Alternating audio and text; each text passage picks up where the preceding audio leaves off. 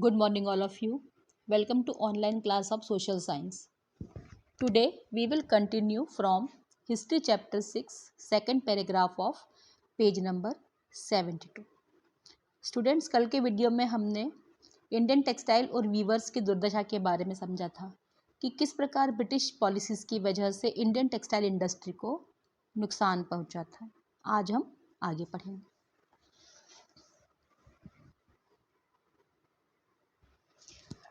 But worse was still to come. By the 1830s, British cotton cloth flooded Indian market. In fact, by the 1880s, two-thirds of all the cotton cloths worn by Indians were made of cloth produced in Britain. This affected not only specialist weavers but also spinners. Thousands of rural women who made a living by spinning cotton thread were rendered jobless.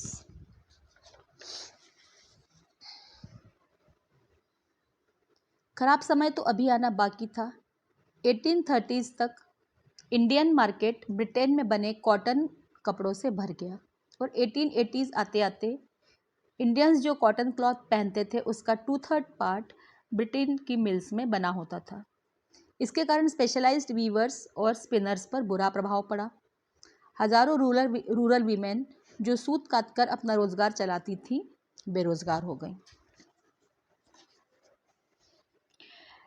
Handloom weaving did not completely die in India. This was because some types of cloths could not be supplied by machines. How could machines produce saris with intricate borders or clothes with traditional woven patterns? These had a wide demand not only among the rich but also among the middle classes. Nor did the textile manufacturers in Britain produce the very coarse clothes used by the poor people in India. लेकिन फिर भी India में handloom weaving पूरी तरह से बंद नहीं हुई। इसका कारण यह था कि कुछ टाइप के कॉटन क्लॉथ मशीनें नहीं बना सकती थी। अलग अलग डिज़ाइन वाली बॉर्डर वाली साड़ियाँ या ट्रेडिशनली बुने हुए कपड़े मशीन पर नहीं बन सकते थे क्योंकि ब्रिटेन में कॉटन क्लॉथ पर केवल इंडियन डिज़ाइंस को प्रिंट किया जाता था। बॉर्डर वाली साड़ियाँ या दूसरे ऐसे किसी भी पैटर्न को मशीनों पर बनाना पॉसिबल नहीं था। हैंडलूम वोवन ट्रेडिशनल क्लॉथ की अमीरों के साथ साथ मिडिल क्लास सोसाइटी में भी बड़ी डिमांड थी। इसी के साथ ब्रिटेन के टेक्सटाइल मैन्युफैक्चरर मोटा खुरदुरा कपड़ा नहीं बना पाते थे जिसे इंडिया के गरीब लोग पहनते थे। Now come to the page number 73।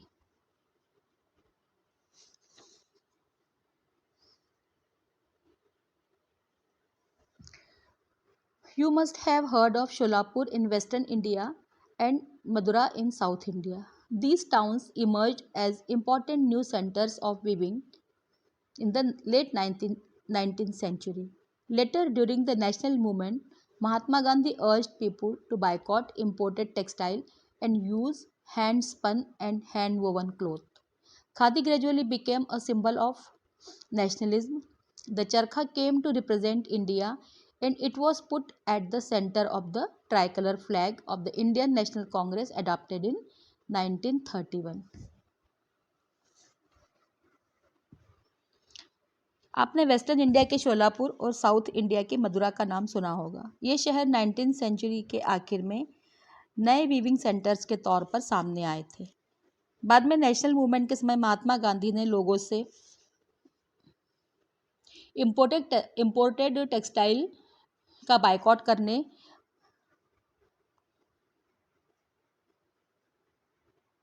और हैंड वोवन कपड़े का यूज़ करने की अपील की थी और इस प्रकार खादी धीरे धीरे नेशनलिज्म का सिंबल बन गई।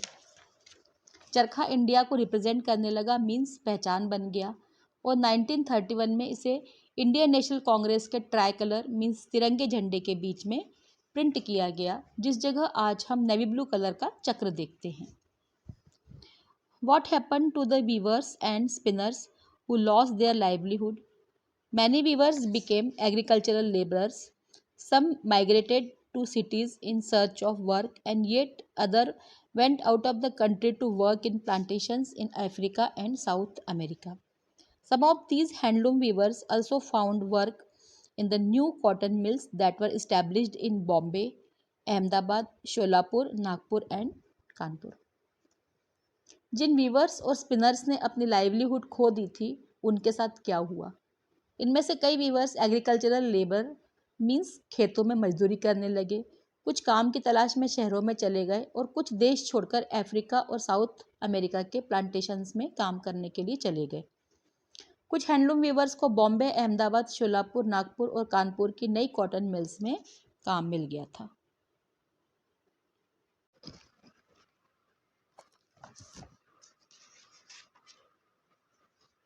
Cotton mills come up.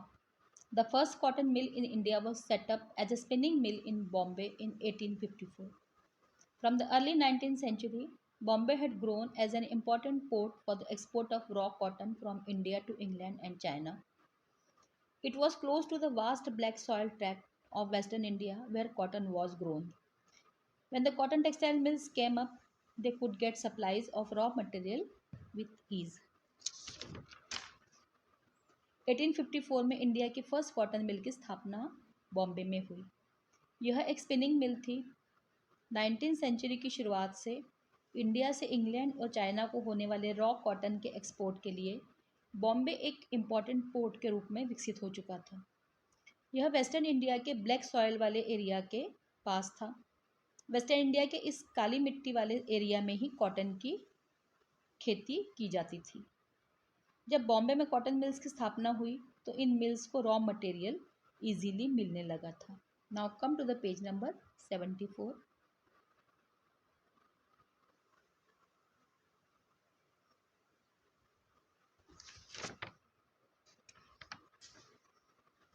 By 1900, over 84 mills started operating in Bombay. Many of these were established by Parsi and Gujarati businessmen who had made their money through trade with China. Year 1900 तक बॉम्बे में 84 cotton mills start हो चुकी थी। इसमें से कई mills Parsi और गुजराती व्यापारियों के द्वारा स्थापित की गई थी, जो चाइना के साथ व्यापार में काफ़ी पैसा कमा चुके थे। Mills came up in other cities too. The first mill in Ahmedabad was started in 1861। A year later a mill was established in Kanpur. In the United Provinces, growth of cotton mills led to a demand for labor. Thousands of poor peasants, artisans and agricultural laborers moved to the cities to work in the mills. Year 1900 तक बॉम्बे में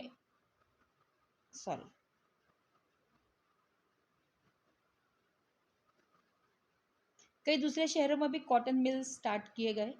अहमदाबाद में पहली मिल 1861 में स्थापित की गई। इसके एक वर्ष बाद कानपुर में मिल स्टार्ट हुई। कॉटन मिल्स की बढ़ती संख्या के कारण लेबर की डिमांड बढ़ने लगी। इन मिल्स में काम करने के लिए हजारों गरीब किसान, आर्टिसंस और एग्रीकल्चरल लेबरर्स शहरों की तरफ जाने लगे।